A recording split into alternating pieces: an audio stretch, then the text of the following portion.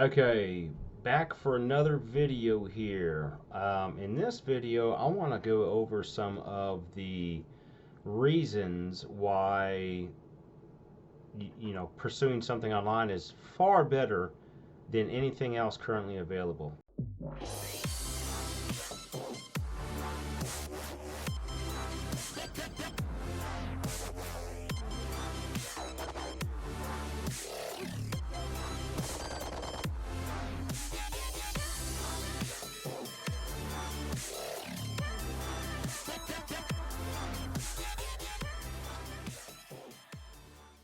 Okay, basically, you're kind of narrowed down to just a few different things when it comes to making income and generating income. And what I mean by generating income, I mean by putting money in the account, in the bank account, by paying the bills, stuff like that. Stuff that happens on a regular, everyday basis, okay?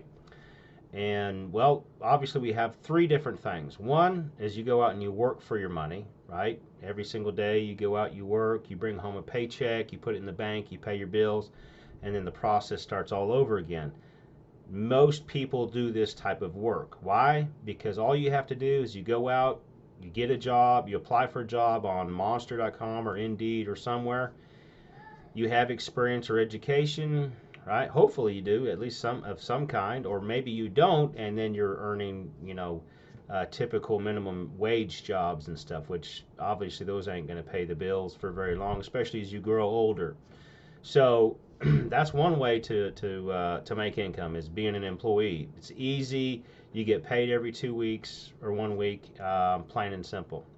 The next thing is you can be self-employed. You can be your own boss, but then again, you still own your own work. You see, so you're basically working for your work rather than work coming completely on its own. So it's a little bit different setup than an employee where the work's already there as an employee because you don't have to worry about getting the work. As a self-employed person, you have to worry about going and getting the work. Now, there's a lot of ups and downs to being self-employed. It's better than being an employee, but it's still not that great. The next thing is you can start a brick and mortar business, which usually starts off as being self-employed first. So you start off as being self-employed and then you work your way into being a business owner. And being a brick and mortar style business, the only way you can usually grow those types of businesses is through capital. Final thing would be passive income, right? Passive income is where everyone would like to have it, but not everyone's going to get it. And unfortunately, that's just how it is, because you can't develop the mindset to change to allow yourself to be in the passive income category.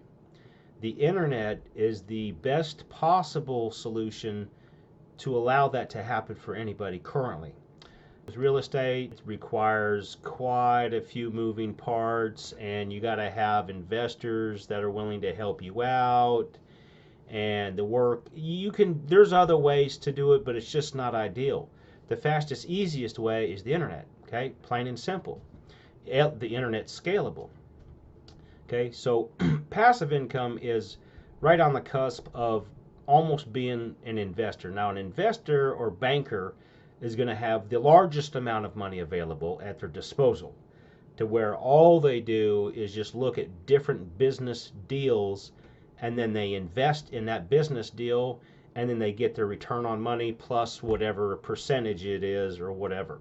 But they don't actually have to do the work because they've got people working for them in a different capacity, not as a business owner. They might own businesses, but it's different. It's kind of like they're shareholders or they're part of the board. So they kind of make the decisions, but they don't actually do the work. And they're so high up in the clouds that it really doesn't make no difference. So those are the kind of the different income things that are out there. I mean, it's just a fact.